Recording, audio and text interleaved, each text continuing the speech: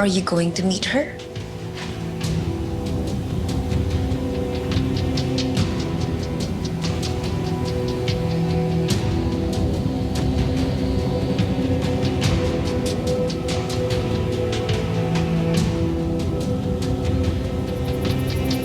Linak na ako ni Mookie.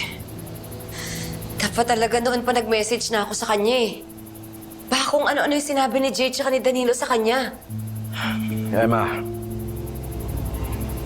huwag mong sukuan ang anak mo. Hindi lang naman social media ang paraan para makausap mo ang anak mo. Tatagan mo ang loob mo.